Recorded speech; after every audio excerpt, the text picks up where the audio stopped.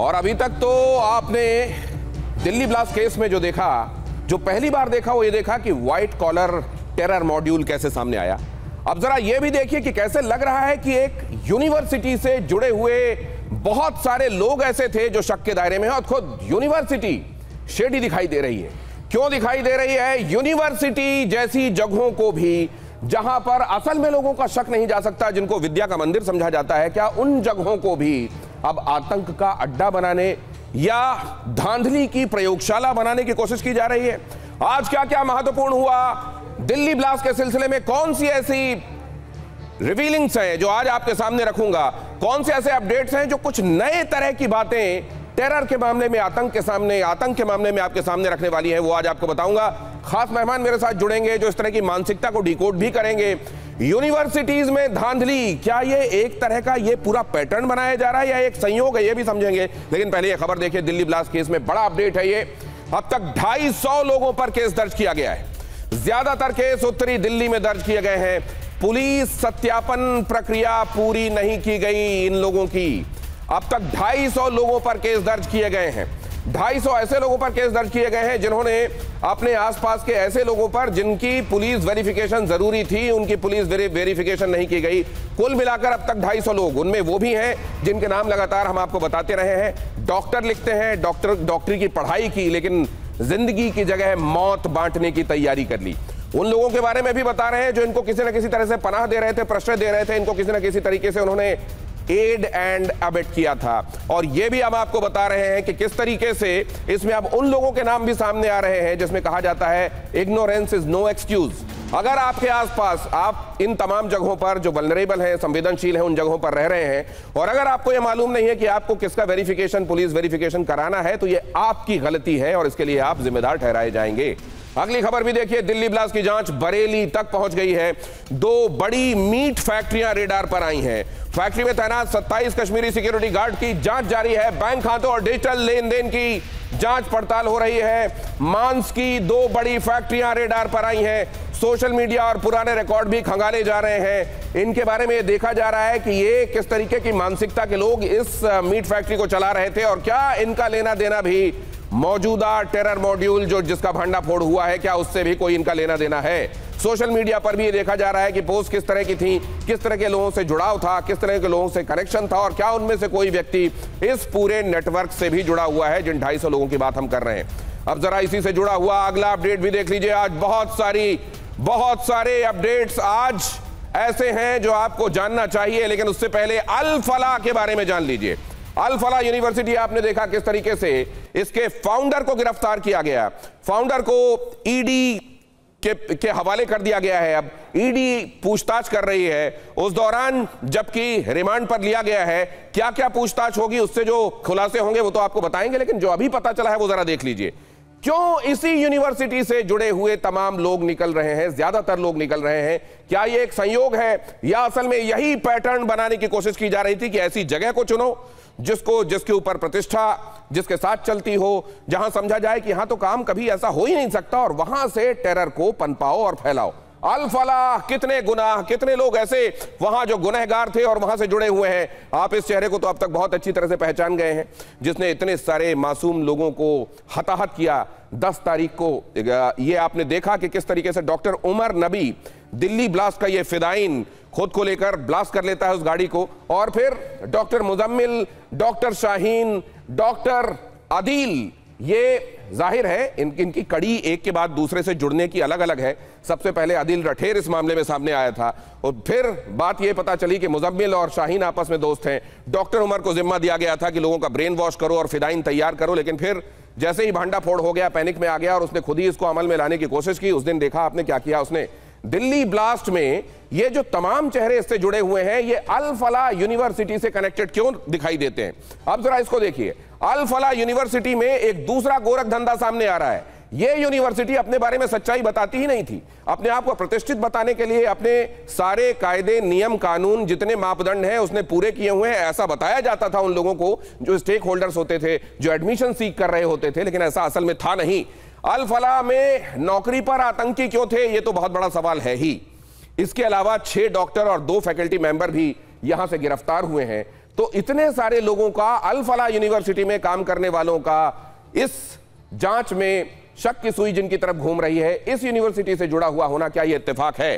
अल फलाह में नौकरी पर आतंकी क्यों रखे गए? आतंकी साजिश में परिसर का इस्तेमाल, कैंपस का इस्तेमाल क्यों किया गया? क्योंकि बताया जा रहा है रूम नंबर 17 से भी ट्रेसेस मिले हैं, विस्फोटक के ट्रेसेस, और लैब से भी ट्रेसेस मिले हैं। ये बताया जा रहा है कि शायद वहां एक एक्सप्लोजिव का छोटा सा हिस्सा टेस्ट करके देखा गया था कि वक्त आने पर इसका बड़ा जो हम बॉम्ब बना रहे हैं वो काम करेगा कि नहीं।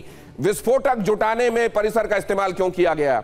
इस जगह पर काम करते हुए जाहिर है जब आप ऐसी जगह पर काम करेंगे जो यूनिवर्सिटी कहलाती है तो आपको एक आड़ मिलेगी, आपको एक ओट मिलेगी, आप एक प्रतिष्ठित तरीके से देखे जाएंगे, और यहां से जुड़े हुए होने के बाद आप जो काम कर रहे हैं वो सामने आ रहा है। क्या यूनिवर्सिटी को भी इस बात की भनक थी? ये बात अभी सामने आना बाकी है, लेकिन ये बता दें आपको कि अल फलाह की जो फंडिंग है वो संदिग्ध पता चल रही है। 425 करोड़ के आसपास बताया जा रहा है कि जो पैसा इकट्ठा किया गया उसमें से बहुत कुछ ऐसा है जिसके बारे में ये बहुत क्लियर इंडिकेशन है कि गलत तरीके से जुटाया गया पैसा है। रूम नंबर 17 जैसा मैंने आपको बताया, वहां से केमिकल ट्रेसेस मिले। यहां यह भी पता चल रहा है कि इन्होंने खुद को जो दिखाया था कि हम अमुक यूनिवर्सिटी हैं और हम तमाम वो मापदंड पूरे करते हैं जो नैक के लिए जरूरी होते हैं यूजीसी के मुताबिक, वो मापदंड भी पूरे नहीं थे। मेडिकल काउंसिल के हिसाब से भी जो मापदंड होने चाहिए थे वो मापदंड पूरे नहीं थे। तो क्या यह यूनिवर्सिटी असल में जो धंधा कर रही थी वो कोई गोरख धंधा था? दिखाया यह जा रहा था कि यहां मेडिकल स्टूडेंट्स वो रिसर्च करते हैं, वो यहां पढ़ाई करते हैं और यहीं पर लोगों का इलाज भी किया जाता है। ये हम समझने की कोशिश कर रहे हैं कि क्या ये एक पैटर्न है जिसको बढ़ावा दिए जाने की फिराक में थे आतंकवादी, white collar terror module, white collar ऐसे इंस्टीट्यूशंस ताकि लोगों को शक ना हो, या ये एक इत्तेफाक है? अगली खबर देखिए, अल फलाह यूनिवर्सिटी पर ईडी का शिकंजा। ईडी ने चेयरमैन जावाद अहमद सिद्दीकी को गिरफ्तार किया। फ्लैश कीजिए, मंगलवार रात साकेत कोर्ट में पेश हुआ जवाद सिद्दीकी। साकेत कोर्ट ने जवाद को 13 दिन की रिमांड पर भेजा। 13 दिन की रिमांड में ईडी उससे ये जानेगी कि ये पैसे कहां से आए, खासतौर से यूनिवर्सिटी को नैक के तहत, नैक असल में एक तरीके का अकाउंटेबिलिटी और क्रेडिबिलिटी के संदर्भ में मापदंड का सर्टिफिकेट है जो वक्त वक्त पर यूनिवर्सिटी को दिया जाता है यूजीसी की तरफ से, अगर आप वो मापदंड पूरा करते हैं। इसमें गलत तरीके से चीजें क्यों दिखाई गई? हमारे साथ जुड़ने वाले खास मेहमानों से आपका परिचय कराऊंगा, लेकिन उससे पहले जरा ये समझिए, अल फलाह पर ईडी का शिकंजा। अल फलाह, ईडी का शिकंजा, ये जो मैं आपको कह रहा हूं ये बहुत महत्वपूर्ण है। क्यों अपनी यूनिवर्सिटी में जो उसकी सच्चाई है उसको क्यों छिपाकर स्टेक होल्डर्स को गलत क्यों बताया गया, झूठ क्यों परोसा गया? अल फलाह पर ईडी का शिकंजा। अल फलाह के 25 ठिकानों पर ईडी को रेड क्यों करनी पड़ी और वहां जो पैसे जमा किए गए थे, रेड के दौरान 48 लाख रुपए कैश बरामद हुआ और भी बहुत सारी चीजें ऐसी मिली हैं जिनकी जांच की जा रही है। कई डिजिटल डिवाइसेस और दस्तावेज भी, डॉक्यूमेंट्स भी यहां से मिले हैं जिसकी जांच परख की जा रही है। कई शेल कंपनियों के सबूत बरामद हुए, मतलब ऐसी कंपनियां जो असल में वजूद नहीं है लेकिन पैसे को वहां से साइफन ऑफ किया जाता है और इसी को कहा जाता है धन शोधन, मनी लॉन्ड्रिंग। और पीएमएलए 2002 की धारा 19 के तहत जवाद अहमद सिद्दीकी को गिरफ्तार किया गया क्योंकि जांच में पर्याप्त सबूत उसके खिलाफ मिल रहे थे। इस आधार पर अदालत में आवेदन किया गया। आधी रात में अदालत लगी और उसके बाद ईडी को 13 दिन की रिमांड मिल गई। अब इस दौरान पूछताछ हो रही है। 2 एफआईआर के आधार पर जो फरीदाबाद में दर्ज की गई थी, ईडी ने उस पर जांच शुरू की और यह पाया कि ये जो एफआईआर हैं ये सब्सटेंटिव, इसमें बहुत सारी चीजें मिल रही हैं। अब इसको अदालत ले जाना चाहिए। गलत तरीके से नैक मान्यता लेने का आरोप, गलत तरीके से, असल में वो मान्यता मिली हुई नहीं थी लेकिन उसमें दिखाया गया कि सर्टिफिकेशन है। लोगों को यह बताया गया कि हम तो इतनी क्रेडिबल यूनिवर्सिटी हैं कि हमको नैक मान्यता तक प्राप्त है। अब जो स्टेक होल्डर्स हैं, जो एडमिशन सीकर्स हैं, जो पेरेंट्स हैं, उन सबको लगेगा कि ये तो बहुत अच्छी क्रेडिबल यूनिवर्सिटी है, यहां दाखिला लिया जाना चाहिए और फिर सच्चाई ये सामने आती है। यूजीसी के सेक्शन 12B के तहत मान्यता की झूठी जानकारी भी इसमें दी गई। असल में ये मान्यता मिली हुई थी नहीं। ये झूठ क्यों परोसा जा रहा था स्टेक होल्डर्स को? ट्रस्ट के पैसों को परिवार की कंपनियों में डाइवर्ट क्यों किया गया? ट्रस्ट ने जो पैसे जुटाए वो परिवार की कंपनियों में क्यों डाइवर्ट किए गए? शेल कंपनीज का वजूद क्यों सामने आ रहा है? अल फलाह सेक्शन 2F के तहत एक स्टेट प्राइवेट यूनिवर्सिटी है लेकिन अपने बारे में बहुत सारी चीजें इसने, जैसे 12B के बारे में मैंने आपको बताया, नैक के बारे में बताया, सर्टिफिकेशन के बारे में, ये गलत जानकारियां दी हुई थी। इन तमाम मुद्दों पर हम चर्चा करेंगे कि क्या ये धांधली की यूनिवर्सिटी थी और यहां पर असल में चीजें शेडी थी जो चल रही थी और उसी में से आतंक का व्हाइट कॉलर मॉड्यूल भी सामने आया है, या ये दो अलग अलग चीजें हैं। वहां पर धन शोधन के लिए उन लोगों की तरफ से जो काम किया जा रहा था वो तो सामने आ ही रहा है, लेकिन आतंकवाद वाला मामला इससे अलग करके देखा जाना चाहिए। कैसे देखा जाना चाहिए, यही हम अपने खास मेहमानों से आज हम जानेंगे। उत्तर प्रदेश जैसे बड़े सूबे के डीजी रहे, पुलिस डिपार्टमेंट को संभाल चुके विक्रम सिंह साहब हमारे साथ इस चर्चा में जुड़ रहे हैं। बहुत स्वागत करता हूं विक्रम सिंह सर आपका। हमारे साथ कक्कर साहब जुड़ रहे हैं, जो कि मनोविज्ञान इस तरह का व्हाइट कॉलर टेरर मॉड्यूल को पनपाने फैलाने के लिए जो मॉड्यूल होता है वो उसकी विवेचना करेंगे। एनके सूद साहब पूर्व रॉ अधिकारी हैं। क्या प्रिवेंटिव इंटेलिजेंस के मामले में हमको अभी बहुत कुछ करना बाकी है, उनसे हम समझेंगे। अविनाश चंद्रा हमारे साथ जुड़ रहे हैं, जो कि एजुकेशनिस्ट हैं और पब्लिक पॉलिसी एक्सपर्ट हैं। आप सभी का स्वागत करता हूं। लेकिन सबसे पहले तो विक्रम सिंह सर आपके पास, जब ये आप देख रहे हैं एक के बाद एक कई परतें सामने आती जा रही हैं, अब आपको अल फला भी कंप्लीटली शेडी दिखाई दे रही है क्या?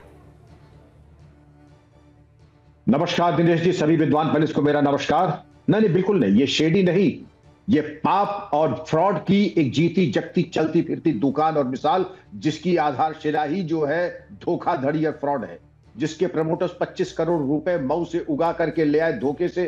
3 साल तिहाड़ में जेल में रहने के बाद इन्होंने ये यूनिवर्सिटी की शुरुआत की। मैं सब पे आरोप लगा रहा हूं, तत्कालीन सरकार जिन्होंने इन्हें 76 एकड़ जमीन अलॉट की, और क्यों अलॉट की, क्या इनके एंटीजेंस चेक नहीं किए गए और ये यूनिवर्सिटी बनी नहीं? आपने तो केवल नैक की बात कही कि नैक के फर्जी सर्टिफिकेट लेके इन्होंने बच्चों को, अगवाओं को गुमराह करके दाखिले लिए। इन्होंने एनएम नेशनल मेडिकल काउंसिल, उनके सर्टिफिकेशन को भी धोखा देकर के अपने मेडिकल कॉलेज को चालू किया। दुनिया भर के जो फर्जी और फेक डॉक्टर्स थे, कश्मीर का बर्खास्तशुदा डॉक्टर निसारुल हसन, जो कि अनुच्छेद 311 में बर्खास्त किया गया था फॉर एंटी नेशनल एक्टिविटीज, राष्ट्र विरोधी, उसको लाके अपने यहां नौकरी दी। यानी जितने भी इस तरीके के जिहादी और शरारती तत्व थे, उनको एक प्लेटफॉर्म यहां मिला अल फलाह यूनिवर्सिटी में। संदिग्ध सोर्सों से इसके पास पैसे आए, क्रिप्टो में पैसे आए। आप ये समझ लीजिए, पाप का ऐसा कौन सा आयाम है दिनेश जी जो अल फलाह यूनिवर्सिटी में नहीं। और वह रहे हमारी सरकार, विशिष्ट व्यक्ति जा रहे थे इनके जलसों में और विशिष्ट और मुख्य अतिथि बन करके जा रहे थे। और मैं फिर पूछना चाहूंगा, क्या हमारी पुलिस, हमारी इंटेलिजेंस सब सो रहे थे, देख नहीं रहे थे? आपके पास कौड़ी के 3 का सामान इंफ्रास्ट्रक्चर नहीं है, नैक सर्टिफिकेशन फर्जी आप लगा रहे हैं, चरमपंथी आपके यहां रहे हैं, और आपके यहां विस्फोटक इकट्ठा हो रहे हैं, AK-47 लदी गाड़ी आपके यहां पार्किंग में खड़ी है, लेकिन हम बिल्कुल आंख पे पट्टी बांध कर। मेरे यही प्रश्न है पुलिस से, क्योंकि सिर्फ मीठी बातें करने के लिए मैं नहीं आया दिनेश। नहीं, आपने बहुत जबरदस्त बात कही है सर, बल्कि आपने उसको उस आकार में सामने रखा है जो ये डिजर्व करता है पूरा मामला। मैंने शेडी से इसलिए शुरुआत किया था कि क्या यहां पर कुछ गुंजाइशें आपको ऐसी दिखाई देती हैं जिनका लूपहोल का फायदा उठा लिया गया, या यहां पर लूपहोल है? और ये बात जो आप कह रहे हैं कि प्रतिष्ठित लोग वहां जाते रहे, तो जाहिर है जिन लोगों का काम था ये देखना कि ये यूनिवर्सिटी क्या तय मानकों के हिसाब से काम कर रही है या नहीं, उन्होंने उस दौरान क्या किया जब ये गोरख धंधा चलता रहा। अल फलाह यूनिवर्सिटी पर यूजीसी की सफाई आई है इस बीच। अल फलाह धारा 2F के तहत स्टेट प्राइवेट यूनिवर्सिटी है। अल फलाह ने 12B के तहत मान्यता का आवेदन नहीं किया है, इसलिए 12B के तहत मान्यता के आवेदन वाली बात झूठी है। अब एक एक करके बहुत सारी बातें सामने आ रही हैं, लेकिन सवाल यह है, अविनाश आपके पास आना चाहता हूं बहुत जल्दी से ये समझने के लिए कि हमारे एजुकेशन सिस्टम में क्या इतने बड़े बड़े लूप होल्स हैं जिनको टैप किया जा सकता है, फायदा उठाया जा सकता है? जी, बिल्कुल सही कहा आपने। जो हमारा पूरा शैक्षणिक व्यवस्था है, जो एजुकेशन सिस्टम है, चाहे वो आप हायर एजुकेशन की बात करें या लोअर एजुकेशन की बात करें, ये इतने मकड़ जाल में घिरा पड़ा हुआ है कि इसमें अगर कोई ईमानदार संस्था, कोई ईमानदार व्यक्ति अगर इसमें प्रवेश करना चाहे तो उसके लिए इतनी बंदिशें हैं। लेकिन अगर कोई क्वैक किस्म का अगर इंसान हो जो पैसे से और अपने कॉन्टैक्ट से भरपूर हो, तो उसके लिए चीजें सारी आसान हो जाती हैं। और यही ऐसा हुआ। आप देखिए, वैसे भी जो नैक है, यूजीसी की ये जो नैक संस्था है, ये आज से नहीं, इस पे बहुत पहले से ही उंगलियां उठती रही हैं। और आपको मालूम होगा कि वर्ष 2003 में इनके जो अध्यक्ष थे, उन्होंने इस्तीफा तक दे दिया था, और उन्होंने ये आरोप लगाया था कि जो ये जो ग्रेडिंग सिस्टम है, जो प्राइवेट और जो यूनिवर्सिटीज को जो ग्रेडिंग दी जाती है A++, A, B, C, ये इन सारी चीजों में बहुत फर्जीवाड़ा होता है और एक CBI केस चल रहा है इस पे। तो NAC से जो नहीं, तो ये तो दो तरह की चीजें हो गई सर। एक तो ये हो गई अविनाश जी कि सर्टिफिकेशन था या नहीं, दूसरा ये है कि सर्टिफिकेशन देते समय मानकों का ख्याल रखा जाता है या यूं ही सर्टिफिकेशन असल में कुछ और हिसाब किताब के तहत दे दिया जाता है। लेकिन आपने जिसके साथ शुरुआत की कि लोअर एजुकेशन हो या हायर एजुकेशन, बड़े बड़े लूप होल्स हैं और उनको आज तक प्लग करने के लिए अगर कुछ नहीं किया गया तो हम क्या इस तरह की तमाम चीजों को खुद ही न्योता दे रहे हैं as a society, as a system? ये भी एक बड़ा सवाल है। आपके पास आता हूं। अल फलाह का फर्जीवाड़ा, नैक की ये मान्यता फर्जी तरीके से लगाई गई। ये नैक की मान्यता असल में थी नहीं, यूजीसी की गलत स्थिति का दावा किया गया। ये सर्टिफिकेशन था ही नहीं, यूजीसी की जो स्थिति दिखाई जा रही थी वो स्थिति थी ही नहीं। फर्जी मान्यता से छात्रों को गुमराह किया गया, क्योंकि ये चीजें किसी एक इंस्टीट्यूशन को क्रेडिबल बनाती हैं कि अगर ये सर्टिफिकेशन है तो ये जगह क्रेडिबल है, यहां दाखिला लिया जा सकता है। ये जानबूझकर और फर्जी मान्यता के नाम पर छात्रों से भारी भरकम फीस वसूली गई कि हम इतने क्रेडिबल यूनिवर्सिटी हैं तो आपको इस तरीके की फीस देनी पड़ेगी। फर्जी मान्यता के नाम पर छात्रों से जबरदस्ती भारी फीस वसूली गई और 2018 से 2025 के बीच में यह धोखाधड़ी चलती रही। 415 करोड़ रुपए कमाए गए, जिनको बाद में शेल कंपनियों में और परिवार की दूसरी जो एंटिटीज हैं उनमें ट्रांसफर करके इस तरीके से इसको साइफन ऑफ किया गया। मतलब ये यूनिवर्सिटी शुरू ही धोखे के लिए की गई थी। तो उस दौरान जब ये शुरू की जा रही थी, जब इसको इतनी सारी एकड़ों में जमीन दी जा रही थी, तो क्या ये चेक किया गया था कि कौन से लोग ऐसे हैं, वो कहां से होकर आ रहे हैं, और क्या उनका कोई आपराधिक रिकॉर्ड है, क्या वो एजुकेशन इंस्टीट्यूशन शुरू करने के लिए फिट लोग हैं या नहीं? ये एक सवाल है। अब जाहिर है अगर इस तरह के लोगों ने कोई इंस्टीट्यूशन खोला है तो वहां से अगर ये गड़बड़ झाले हो रहे हैं अगर, तो फिर हम हैरान क्यों हो रहे हैं? अब मैं जरा कक्कड़ साहब आपसे ये जानना चाहता हूं कि क्या इस तरीके का ये अब उधर सीमा पार बैठे हुए वो लोग जो ये तलाश रहे हैं कि कौन कौन सी जगहें ऐसी हैं जो वल्नरेबल हैं, कमजोर हैं, जिनको हम अपने हिसाब से मोल्ड करके इस्तेमाल कर सकते हैं, उनको ये लगा कि अब व्हाइट कॉलर लोगों को अगर टैप करना है तो व्हाइट कॉलर धंधे में ऐसे जो लूप होल्स हैं उनको पकड़ा जाए और उससे निकाले जाए आतंकवादी और वहां से किया जाए गोरख धंधा। नहीं, बिल्कुल आप ठीक कह रहे हैं। देखिए, हमको समझना होगा इसकी फॉरेन साइकोलॉजी जो कि government of India I am sure कर रही होगी। अब आपको इसमें दो तीन बहुत कॉमन एस्पेक्ट दिखेंगे। एक तो ये सब एक पर्टिकुलर स्टेट के हैं, कश्मीर के हैं। दूसरा मोस्ट इंपॉर्टेंटली आप इनका एज ग्रुप देखिए, they are all between 31 and 35। जैसे आदिल की एज है, ही वॉज 31, जो उमर मारा गया है ही वॉज 35। अब इसका मतलब है ये 90s बॉर्न है। तो जब कश्मीर का अनरेस्ट था, इनको अपनी सराउंडिंग में इन लोगों ने उस तरह की हॉस्टिलिटी देखी जो इन्होंने कहीं ना कहीं इंटरनलाइज कर ली। अब क्या होता है, जब बच्चा बड़ा हो रहा होता है 5-7 साल तक की उम्र में, बच्चा ज़्यादा चीज़ें फील करता है, जो उसको दिखाया जाता है वो देखता है और उसको वो सच मान लेता है। अब एजुकेशन जो है, एजुकेशन 7-8 साल के बाद शुरू होती है, जब बच्चा एक्चुअली स्कूल जाके लॉजिकली सोचना शुरू करता है। तो जो बेसिकली जो फीलिंग स्टेज है वो इतनी बच्चे के अंदर आ जाती है। अब ये चाहे ब्रिलियंट होंगे, ये लोग डॉक्टर बन गए, पर आप देखेंगे जब ये बड़े हुए, जब ये कॉलेज में गए तो वहां पर इनको सिमिलर मेंटर्स मिले जो कि इनको ऑलरेडी ब्रेन वॉश करने के लिए तैयार थे। और दूसरे इनको ये भी लगा होगा इस तरह की मानसिकता के साथ हमारे लिए कौन सी जगह ऐसी है जहां हम अपने कामों को कर सकते हैं और पकड़े नहीं जाएंगे।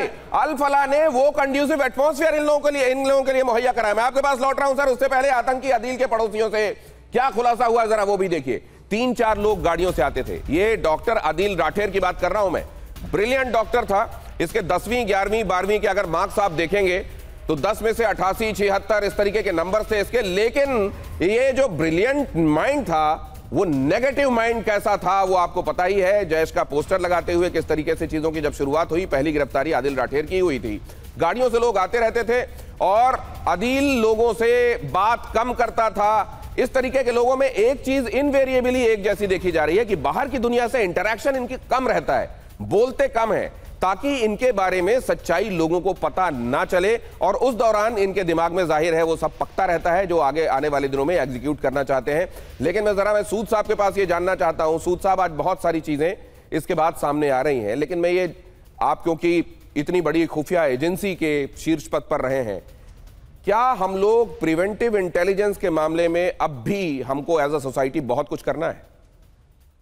बहुत कुछ जरूरत है करने की। देखिए, ऐसा है कि नई नई चीजें सामने आती हैं, इंटेलिजेंस पे अपना काम करती है, लेकिन इंटेलिजेंस को कई बार नई नई चीजें सामने आती हैं तो उस पर काम किया जाता है। अगर रेड फोर्ट का ब्लास्ट ना होता तो आप इमेजिन कीजिए, ये छोटा ब्लास्ट था, ना होता तो क्या होता? यहाँ पे जो आतंकी पल रहे थे जहाँ जो अल्फालैंड यूनिवर्सिटी के अंदर, ये तो बहुत बड़ी साजिश थी। लेकिन ये भी कहूंगा कि कुछ गलतियां भी हैं, लेकिन जिस तरीके से हमारी इंटेलिजेंस एजेंसीज और सिक्योरिटी एजेंसीज ने काम किया, उन्होंने इसको एक तरीके से पूरा तरीके से डिस्ट्रॉय करने का काम शुरू कर दिया। और ये जो आपके जो सिद्दीकी साहब हैं, इनका पहले बैकग्राउंड खराब था, फिर इनको इस तरीके से मान्यता कैसे दे दी इनकी यूनिवर्सिटी को। और इनका एक पर्पस है कि दिल्ली के आसपास अपना घर बसाना चाहते हैं, यानी कि फरीदाबाद के अंदर। अगर दिल्ली में होते तो हमारी इंटेलिजेंस एजेंसीज पे बहुत ज्यादा नजर होती इनके ऊपर, लेकिन इन्होंने ऐसी जगह चुनी जो रिमोटली थी, यानी कि फरीदाबाद के अंदर रिमोट जगह में इनकी यूनिवर्सिटी थी, तो वहां पे कुछ नजर भी कम जाती है। और हरियाणा पुलिस मुझे लगता है कि शायद सोई भी हुई थी काफी देर तक। और इनकी यूनिवर्सिटी को रिकॉग्निशन कब दी गई? मई 2014 में, जब हुड्डा की गवर्नमेंट थी हरियाणा के अंदर, उनकी गवर्नमेंट गिरने से कुछ दिन पहले। यानी कि मुझे ऐसा लगता है कि यहाँ पे जरूर कुछ पैसे का लेन देन हुआ होगा, जिसके बाद इनकी यूनिवर्सिटी को रिकॉग्निशन दी गई। लेकिन एक और बात आती है कि जो लोग व्हाइट कॉलर की बात करते हैं, बहुत से व्हाइट कॉलर के लोग पहले भी सामने आ चुके हैं। बहुत से व्हाइट कॉलर के लोग अगर टेररिज्म में इन्वॉल्व नहीं है तो दूसरी सर, मेरे साथ हमारे रिपोर्टर जिन्होंने ये जानकारी सहारनपुर से हम तक पहुंचाई है, आदिल राठेर जहां पर काम कर रहा था, वो अभी हमारे साथ जुड़ रहे हैं। जितेंद्र, देखिए वो किस तरीके के महत्वपूर्ण रिवोल्यूशंस आज उनके सामने हुए हैं। आज जब ये जानकारियां आपको पता चली, एक तो वो कि एक ब्राइट स्टूडेंट था, लेकिन उसका कितना नेगेटिव माइंडसेट हो गया था, किस तरीके से आस पड़ोस के लोग उसको देख रहे थे, और वहां पर भी कई अस्पतालों में वो इलाज कर चुका था। आज जो आपको पता चला, नटशेल में बताइए, और आपके लिए कितना हैरानी भरा था ये? बिल्कुल, देखिए जब तक उसको नहीं जानते थे तब तक इतना उसके लिए बारे में अंदाज़ा लगाना मुश्किल था, लेकिन जैसे ही उसके बारे में तहकीकात शुरू की, TV9 ग्राउंड पर पहुंचा और उसकी जो मार्कशीट देखी, तो मैंने देखा कि 10th में उसके जो हैं मैथ के अंदर 100 में से 99 नंबर है, साइंस में 98 नंबर है, यहाँ तक कि जो MBBS भी किया है हर साल के अंदर जो है फर्स्ट क्लास डिवीजन से पास होता है। फिर उसके मैंने प्रोफेशन के बारे में जाना हॉस्पिटल में, तो बताया कि इलाज करने में बहुत माहिर था और व्यवहार अच्छा था, लेकिन उसके अंदर क्या पनप रहा था ये किसी को नहीं पता थी।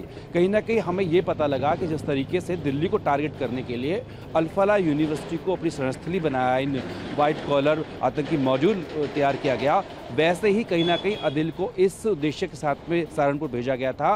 क्योंकि यहाँ पर आप देखेंगे तो हरियाणा, उत्तराखंड, हिमाचल जो सीमाएं हैं 3-4 राज्यों की वहाँ पर लगती है, तो ऐसे में कोशिश थी कि यहाँ पर भी एक ऐसा अस्पताल को पकड़ा जाए, क्योंकि अस्पताल की तरफ किसी की नज़र जाती नहीं है, तो ऐसे में वहाँ पर कोशिश की जाए। जो वहाँ के मैनेजर थे वहाँ के हॉस्पिटल के, फेमस मेडिकल हॉस्पिटल के, उन्होंने मुझे बताया कि आदिल जो है उनको बार बार बोलता था, यहाँ तक कि जिस डॉक्टर अंकुर चौधरी ने उसको रखवाया था, कहता था इसको हटा दो और मेरे दोस्त जो हैं कश्मीरी डॉक्टर हैं या फिर वो आसपास के राज्यों में, इशारों में जो है अल्फला का अभी जिक्र किया था, उन डॉक्टरों को यहाँ पर रखो। यानी कि एक मॉडल वो यहाँ पर भी तैयार करना चाहता है। और देखिए ये सब कहाँ हो रहा है, इससे कौन पर ये तो बात अब सामने आ गई जितेंद्र, ये भी महत्वपूर्ण है कि अब तो ये देखना पड़ेगा कि अगर इस तरीके से वो सहारनपुर में कोशिश कर रहा था, यहाँ अल्फला में जो चल रहा था हम लोगों के सामने है ही, तो कहीं और कुछ भी एंटिटीज ऐसी तो नहीं है जो इसी तरीके की एंटिटीज हो, लोगों को इस तरीके के व्हाइट कॉलर टेररिस्ट को पनपाने वाली, प्रश्रय देने वाली, उनको कंड्यूसिव एटमॉस्फेयर देने वाली, ये भी देखना पड़ेगा। जितेंद्र, आपने महत्वपूर्ण जानकारी दी है,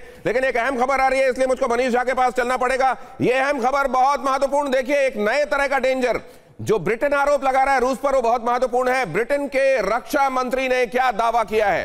रूस पर ये बड़े आरोप है जो लगाए जा रहे हैं। रूस ने ब्रिटिश पायलटों पर लेजर से हमला किया, लेजर के जरिए ब्रिटिश पायलट पर हमला। रूसी जासूसी जहाज यंत्र से ब्रिटिश पायलटों पर किया गया अटैक। ब्रिटेन सीमा के पास से गुजर रहा था रूसी जहाज यंत्र। ब्रिटेन ने निगरानी के लिए अपने लड़ाकू विमान और नेवी के जहाज भेजे थे।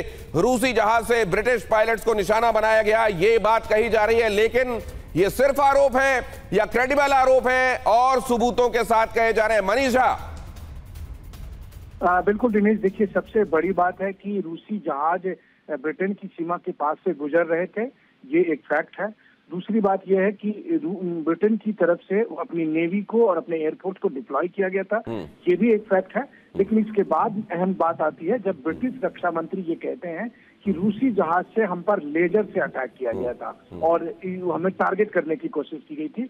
लेकिन फिर इसके बाद वो ये कहते हैं कि इस बार तो हमने बर्दाश्त कर लिया, लेकिन उन्होंने सीधे सीधे क्रेमलिन को चेतावनी दी कि दोबारा हम लेजर नहीं सहने वाले हैं और आप तुरंत यहाँ से निकल जाइए। तो कहने का मतलब है कि रूस और ब्रिटेन के बीच जो तनाव है वो इस घटना के बाद से जो कुछ देर पहले घटी है और उसके बाद आधिकारिक बयान ब्रिटिश रक्षा मंत्री की तरफ से दिया गया है। इस घटना के बाद से ये तनाव और अधिक बढ़ जाएगा। ऐसे समय में जब दोनों ही पक्ष एक दूसरे के खिलाफ तरह तरह के आरोप लगा रहे हैं, वैसे में इस घटना के बाद, तो इस घटना के बाद रशिया और ब्रिटेन के बीच में पहले से चला आ रहा तनाव और ज्यादा बढ़ जाएगा। अब क्या रशिया की तरफ से ये कहा जा रहा है कि ये जो आरोप लगाए जा रहे हैं फर्जी हैं, या वाकई रशिया इसको सब्सटेंशिएट करने के लिए बाकायदा अपने पास चीजें भी रखता है? बहरहाल ये बड़ा आरोप है। फिलहाल इस खबर से निकलकर वापस उस तरफ चलते हैं जहां आज हमने इस अड़ी को लगाया है। अल फलाह पर पीएमएलए के तहत केस दर्ज। ये खबर देखिए, धोखाधड़ी से कमाए गए 425 करोड़ रुपए 2018 से लेकर 2025 के बीच में 425 करोड़।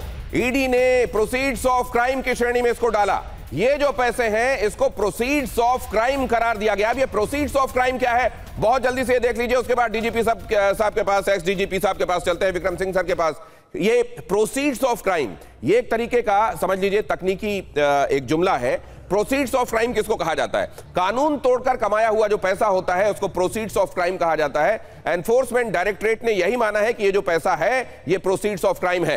गैर कानूनी स्रोतों से जो प्राप्त किया गया पैसा है उसको प्रोसीड्स ऑफ क्राइम कहा जाता है। चोरी, डकैती, इस तरीके के धंधों से कमाया गया जो पैसा है उसको इसमें डाला जाता है। धोखाधड़ी, ठगी से आया हुआ पैसा इसमें डाला, इसी कैटेगरी में डाला जाता है। और इसी कैटेगरी में डाला गया है 425 करोड़ रुपए। आतंकवाद, हवाला, स्मगलिंग से जो कमाई होती है उसको प्रोसीड्स ऑफ क्राइम की कैटेगरी में डाला जाता है। रिश्वत, भ्रष्टाचार, किसी भी तरीके से गलत तरीके से कमाया गया, किसी भी तरीके के गलत तरीके का इस्तेमाल करते हुए कमाया गया ये जो पैसा है प्रोसीड्स ऑफ क्राइम में डाला जाता है। और फिर उसको अगर धन शोधन की कोशिश होती है, उसको ब्लैक को व्हाइट करने की कोशिश होती है, तो इसको धन शोधन के तहत फिर इसकी जांच एनफोर्समेंट डायरेक्टरेट करता है। विक्रम सिंह सर के पास एक बार फिर चलता हूं। विक्रम सिंह सर, ये अगर हम ये आज कह रहे हैं कि कितनी बड़ी घटना घट गई, कितना बड़ा टेरर मॉड्यूल ये लोग बना रहे थे, तो हमको ये भी देखना पड़ेगा कि हमने अपने घर में ताले सही जगह पर लगाए हैं कि नहीं। क्यों खुला छोड़ा हुआ है इस तरीके के बड़े बड़े लूप होल्स को हमने? दिनेश जी, आपके पास एक बहुत वरिष्ठ अधिकारी सूद साहब बैठे हैं। हमारे युग में ये सब चीजें संभव नहीं होती थी। कोई भी चीज जरा हल्के से कहीं होती थी तो मालूम पड़ जाता था। अल कायदा के नंबर 2 सैयद मोहम्मद उमर शेख आए थे सहारनपुर में। उन्होंने 2 ब्रिटिश नागरिक और 2 अमेरिकी ने अपहरण किया था। वो न केवल पकड़े गए, मॉड्यूल बस्ट हुआ और सब बंधक छुड़ाए गए। लेकिन मैं यहाँ जो देखता हूँ कि चूक दर चूक होती जा रही। आपने ताले तो लगा लिए, लेकिन ताले लगाने से पहले आपने देखा ताले बंद हैं या ताले खुले हैं, दिखाई पड़ रहा है बंद हैं, या ताले लगाने के पहले ही चोर अंदर घुस चुका है घर के अंदर। मैं दोनों बातें उपमा के रूप में समझा रहा हूं। चोर पहले ही अंदर आ गया, ताले दिखाने के लिए लग गए, लेकिन ताले दरअसल उसी की सहूलियत के लिए लगे थे, बचाव के रास्ते के लिए। कि ताले लगे थे तो मेरे ऊपर आरोप क्यों लग रहे हैं? सारी जब चीजें सर्टिफिकेशन मुझे मिले थे, सर्टिफिकेशन उनको जब मिला था, लेकिन उसके बाद उन्होंने गलत सलत फैक्ट्स, गलत आंकड़े, गलत तथ्य रख करके प्रस्तुत करके जो उन्होंने प्राप्त किया वो भी अनुचित था। जो उनकी पाप की कमाई पे 76 एकड़ की जमीन का आवंटन हुआ वो भी गलत था। जो उनके द्वारा डिग्री दी गई, अनक्वालिफाइड फैकल्टी उन्होंने रखी, वो भी गलत थी। इनका तो पूरी जो संग बुनियाद है, आधारशिला से लेकर के इमारत तक, पूरे में खोट है। तो इनका तो पूरा मैटर ही जो है आमदनी, ये पीएमएलए के पर्व्यू में आता है, क्योंकि पूरी कमाई एक एक रुपया ये अपराध के ही पैदा की गई है। और इसके बारे में हम जागरूक न हुए, हमने उसकी जानकारी नहीं की कि हमारे यहाँ इज्तिमा हो रहा है, हमारे यहाँ अहले हदीस की मस्जिद बन रही है, हमारे यहाँ इस तरीके के लोग आ रहे हैं कि जो कि आपत्तिजनक था। और ये ला करके यहाँ जम्मू एंड कश्मीर के उन लोगों को ला के रखा जो कि पूरी तरीके से रेडिकलाइज हो गए थे। क्या दिखाई नहीं पड़ रहा था? रेडिकलाइज्ड आदमी जब आपको दिखाई पड़ता है और ट्रेंड पुलिस ऑफिसर पहचान जाता है कि यहाँ चीज सामान्य, नॉर्मल और स्वाभाविक नहीं है, और उसके ऊपर कार्रवाई होती है। आपके हर गांव में 4 चरण होते हैं: ग्राम चौकीदार, विलेज डिफेंस सोसाइटी, मोहल्ला डिफेंस सोसाइटी। इसके अलावा जो बीट इंफॉर्मेशन होती है, तो हम मान लें कि चारों चीजें फेल हो गई। जिले के स्तर पे state intelligence, district intelligence, central intelligence और हर थाना एक इंटेलिजेंस मशीनरी, हम मान लें सब फेल हो गए। मैं विश्वास नहीं करूंगा। और ये तो ये इंटेलिजेंस फेलियर, ये जो आप कह रहे हैं सर, इतने ज्यादा लेयर्स को भेद कर कोई अगर ये कर पा रहा है, तो सूद साहब ये फेलियर इंटेलिजेंस का नहीं है, ये हमने जानबूझकर अपने दरवाजों को अंदर से खोला है उन लोगों के लिए कई जगह की ये काम वो कर पाए। देखिए, बेसिकली क्या था कि जब कश्मीर के अंदर सिचुएशन इंप्रूव होनी शुरू हो गई, आर्टिकल 370 हटाने के बाद शायद हम ज्यादा बेफिक्र हो गए कि अब तो यहाँ कुछ नहीं होगा, क्योंकि वहां पे टेररिस्ट एक्टिविटी कम हो गई। हम पाकिस्तान की तरफ देख रहे थे, लेकिन हमें ये ख्याल किया हमने कि अंदर से हमारे अंदर छेद किए जा रहे हैं और ये यूनिवर्सिटी है, यहाँ पे सारी प्लानिंग की गई, सारा एग्जीक्यूशन किया गया इसी यूनिवर्सिटी से। और अब चलो हम जा गए, देर आए, लेकिन एक और बात कहूंगा कि हमने बहुत गलतियां की, लेकिन हमने बहुत सी चीजों को रोका भी है। मैं आपको बता नहीं सकता कि हमने, हमारी इंटेलिजेंस एजेंसीज ने किस किस तरीके से कुछ काम होने वाले थे इंडिया के अंदर जिसको रोक दिया। उनका नाम नहीं आया, इसका नाम इसलिए है कि यहाँ एक धमाका हो गया। लेकिन एक और बात सोचिएगा, धमाका होने के बाद हम किस तरीके से काम कर रहे हैं, हम हमारी एजेंसीज किस तरीके से काम कर रहे हैं, और जिस तरीके से हम काम कर रहे हैं, तो एक बड़ा नेटवर्क था वो एक्सपोज हो गया। और ये बहुत बड़ी जीत होगी मैं सोचता हूँ हमारी। मतलब अगर आप देखें ना, अगर ये धमाका ना होता नवंबर 10 को, तो शायद 6 दिसंबर को बहुत बड़ी धमाका हो जाता पूरे इंडिया के अंदर। नहीं सर, ऐसी जगह जो अभी तक रेडार में रही हैं, जिन जगहों ये माना जाता रहा कि इस जगह से शायद इस तरह की मानसिकता पनपती है, कई मदरसों का उसमें नाम आया, कई मस्जिदों के बारे में भी उसमें सुनने को मिला, वहां पर तो पुलिस ने रेड डाली, वो लगातार रेडार में है, वो देखा जा रहा है कि यहाँ कहीं होता है कि नहीं ऐसा।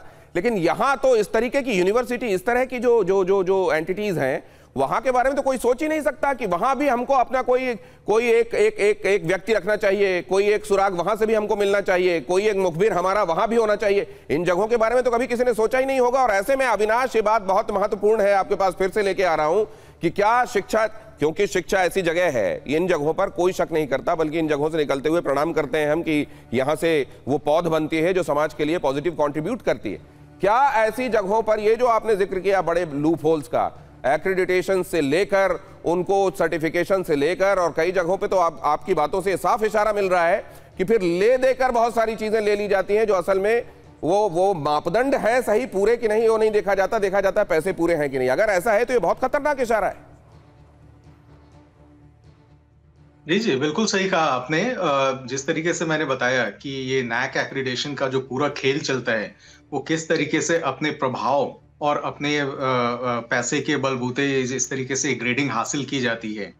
आपको पता होगा कि जैसे आप एसएसआर फॉर्म जब आप सबमिट कर देते हैं, तो उसके बाद एक वेरिफिकेशन डीवी होता है, डीवीवी, डॉक्यूमेंट ऑफ वेरिफिकेशन, और उसके बाद फिर देश भर से जो कॉलेज के प्रोफेसर्स वगैरह होते हैं, यूजीसी मान्यता प्राप्त, उनकी एक टीम आती है और यूनिवर्सिटी और कॉलेज और वहाँ की जो व्यवस्था है उनका मुआयना करती है कि आपने जो दावे किए हैं, जो डॉक्यूमेंट दिए हैं, वो सही है या नहीं। और इसमें हमेशा ऐसा होता है कि उनको प्रभावित करने की कोशिश की जाती है। वो प्रभावित चाहे उनको किसी तरीके से कुछ दे लेकर, कुछ किसी और तरीके से अपने संबंधों का प्रयोग करके, इस तरीके से वो एक्रेडिटेशन लेने की कोशिश की जाती है, और ऐसा होता है। और इसी के लिए जैसा मैंने बताया कि 2003 में इसके जो तत्कालीन अध्यक्ष थे, 2023 में उन्होंने इस्तीफा भी दिया था, और 2018 से इस पे कुछ सीबीआई की ये मैं अविनाश आपसे ये भी समझूंगा कि क्या केस टू केस बेसिस पे केवल विंडो ड्रेसिंग होती है इसमें, केवल वो उन मामलों में केवल ये दिखा दिया जाता है फौरी तौर पर कि हमने यहाँ पर ये किया, अगर मामला प्रकाश में आ गया, या सिस्टेमिक चेंजेस की तरफ भी हम बढ़ रहे हैं और कुछ पॉजिटिव उधर होता हुआ आप देख रहे हैं, वो मैं आपसे समझूंगा। लेकिन उससे पहले जितेंद्र हमारे साथ बने हुए हैं, हमारे संवाददाता, उनका रुख करेंगे। सहारनपुर से कई अपडेट्स आज उन्होंने हम तक पहुंचाए हैं। दिल्ली ब्लास्ट में बांग्लादेश कनेक्शन भी आ रहा है और ये अब पूरे तौर पर सतह पर है। धमाके के तार अंसारुल्लाह बांग्ला टीम से जुड़े। एबीटी का सदस्य अंसारुल्लाह गिरफ्तार हुआ। ब्लास्ट से पहले बांग्लादेशी ऑपरेटिव्स और लश्कर सक्रिय थे, ये बताया जा रहा है। कुल मिलाकर ये कि बांग्लादेश कट्टर होने की राह पर बढ़ गया है। अड़ी में हम लगातार आपको ये बता रहे हैं, और पाकिस्तान अब बांग्लादेश के जरिए भी आतंक का ये खेल खेल रहा है और वो भारत के पूर्वी हिस्से को भी वल्नरेबल बना रहा है। एक बार फिर से सिस्टेमिक लूप होल्स का रुख करते हुए विक्रम सिंह सर, आपसे एक बात ये समझना चाहता हूं कि जिनके हाथों में पावर इसलिए दी गई ताकि वो इंश्योर करें कि लूप होल्स प्लग होंगे, वो तो इसके बदले में लेन देन करने लगे और वो लूप होल्स बड़े होते चले गए। आपने बिल्कुल सही निष्कर्ष किया। यहां पर मीठी मीठी बातें करने के लिए नहीं, जहां अच्छाई थी, एसएसपी श्रीनगर ने बहुत अच्छा काम किया, विक्रम राठौर इंस्पेक्टर ने बहुत अच्छा काम किया, कश्मीर पुलिस ने बहुत अच्छा काम किया, लेकिन जहां काम ठीक नहीं है, हरियाणा पुलिस, हरियाणा इंटेलिजेंस का, वहां हमें टोकना चाहिए। और आपने उस ज्वलंत विषय के ऊपर संकेत दिया है। मैं खुल के कह रहा हूं, ये चीजें, मैं तो पुलिस में रहा हूं 36 साल, मैं समझता था कि सबसे ज्यादा कोसा हमें जाता है, लेकिन आज मैं बता रहा हूं, मैं आज जिस क्षेत्र से जुड़ा हुआ हूं, और मुझे ये कहते हुए मुझे तो कभी कभी बड़ी ग्लानि होती है कि हम जहां देश का निर्माण कर रहे हैं, वहीं की अगर जो आधारशिला है उसकी खोखली हो रही है, तो हम आधार पर हमला किया जा रहा है सर। जहां शिक्षा सोच को ओरिएंटेशन देने का काम करती है, जहां से स्किल मिलने का काम होता है। अच्छा, दूसरी एक और चीज देखिए, शिक्षा और स्वास्थ्य, इन दोनों को यह समझा जाता है कि ये बहुत क्रेडिबल जगह हैं और इनको लेकर तो किसी के दिमाग में शक का कोई शा भी नहीं आता है। कक्कर साहब, वहां पर ये शिक्षा का मंदिर भी है और यहां स्वास्थ्य वाली शिक्षा का मंदिर भी है, यहां डॉक्टर बनाए जाते हैं और वहां पर यह सब हो रहा था। तो आप इसको थोड़ा समझिए, मैं आपके दर्शकों के लिए बताना चाहता हूं। जैसे कहते हैं ना कि चोर पुलिस से हमेशा 2 कदम आगे रहता है। वो आगे क्यों रहता है? क्योंकि उसको पता है कि भाई पुलिस यहीं तक सोच रही है, क्योंकि तो यहाँ पे इन्होंने एक्स फैक्टर का यूज किया, जैसे शिक्षा हो गई और जैसे हॉस्पिटल हो गया। अब आप देखिए इसका मोडस ऑपरेंडी आप समझिए। जो उमर था उसने 2-3 साल उससे श्रीलंका कह रहा हूँ, श्रीनगर से उसने मेडिकल कॉलेज से कंप्लीट किया, फिर वो मेडिकल हॉस्पिटल में 2-3 साल रहा। अब क्वेश्चन है उसने एज अ प्रोफेसर क्यों ज्वाइन किया?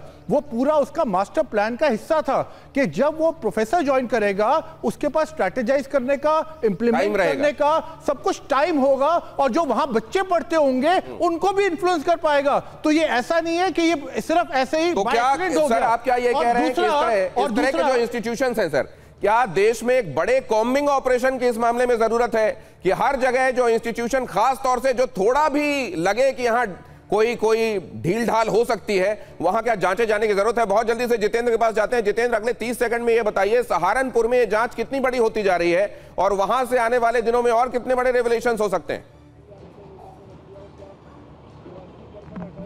बिल्कुल, देखिए इस बारे में जांच करके ये पता लगा है कि उस मामले को लीड कर रही थी डॉक्टर शाहीन, उसका जो छोटा भाई था डॉक्टर परवेज, वो यहाँ 2018 से 21 तक क्लिनिक चलाई थी उसने, और उस दौरान जो जानकारियाँ इकट्ठी की गई थी उसका इस्तेमाल अभी हो सकता है। यहाँ तक कि जो उसके भाई से गाड़ी मिली है, डॉक्टर शाहीन की गाड़ी थी, वो सहारनपुर की रजिस्टर्ड। एक बात रह जाएगी क्योंकि आखिरी 1 मिनट बचा है बहुत जल्दी से, ये धांधली वाली यूनिवर्सिटीज का ये पाकिस्तान मॉडल है क्या?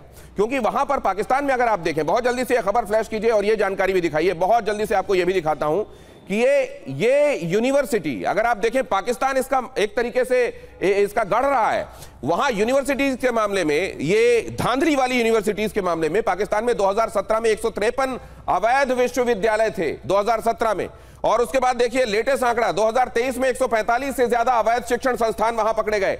शिक्षण संस्थान अवैध तरीके से बनाकर वहां से अपना एजेंडा चलाना, क्योंकि शिक्षण संस्थान जनरली शक के दायरे में नहीं आते, लोग एक बार भी शक नहीं करते कि शिक्षण संस्थान में भी ऐसा हो सकता है। क्या इसका फायदा पाकिस्तान में उठाया जा रहा था? 2015 में पाकिस्तानी सॉफ्टवेयर कंपनी एग्जैक्ट का भांडाफोड़ यहां से हुआ था। एग्जैक्ट 191 देशों में 80 लाख हाई स्कूल और कॉलेज के डिप्लोमा बेच रहा था। ये आप देखिए, तो पाकिस्तान वाला ये जो फर्जीवाड़ा है, ये जो धांधली है, क्या इसी का इस्तेमाल भारत में इंस्टीट्यूशंस को कमजोर करने और उसकी आड़ में कोई और धंधा चलाने के लिए किया जा रहा था? सूद साहब सवाल आपसे है, क्या वहीं से लीफ ली गई है? पाकिस्तान वाले मॉडल से लीफ ली गई है क्या? देखिए, पाकिस्तान का मॉडल भी हो सकता है। फिर आपने बांग्लादेश की बात की थी, बांग्लादेश इस टाइम पे बहुत ज्यादा एक्टिव हो चुका है, वहां पे आईएसआई एक्टिव है, वहां पे काम कर रही है। अभी पाकिस्तान के आर्मी के नंबर 2 बांग्लादेश विजिट किए थे और वहां के एम्बेसी के अंदर 40 आईएसएस के लोगों को मतलब उन्होंने पोस्ट कराया था। बांग्लादेश के अंदर इस टाइम पे 400 से ज्यादा आईएसएस के लोग हैं। बांग्लादेश के अंदर टर्किश इंटेलिजेंस यानी कि MIT के लोग हैं। बांग्लादेश के अंदर इस टाइम पे CIA भी एक्टिव है और ये सारे काम कर रहे हैं इंडिया के खिलाफ। मैं आपको एक और बात बता दूं, जो आप कह रहे हैं मतलब इसका ये है सर कि पाकिस्तान है तो बांग्लादेश भी है, और एक के बाद दूसरे देश का नाम लेने से नहीं होगा। हमको हमारे सिस्टम को ऐसा बनाना पड़ेगा कि कम से कम इस तरह के चिंक्स ना रहे, इस तरह के लूप होल्स ना रहे। बहुत धन्यवाद करूंगा, आप सब लोगों ने महत्वपूर्ण इंसाइट्स दिए हैं। उम्मीद करता हूं पॉलिसी बनाने वाले वो लोग जिनके जो नीति नियंता है वो ये देख रहे होंगे और क्या किया जाना है उस बारे में आने वाले दिनों में हम काम होते हुए महसूस करेंगे, देखेंगे। बहुत धन्यवाद आप सबका यहाँ आज अड़ी में जुड़ने के लिए।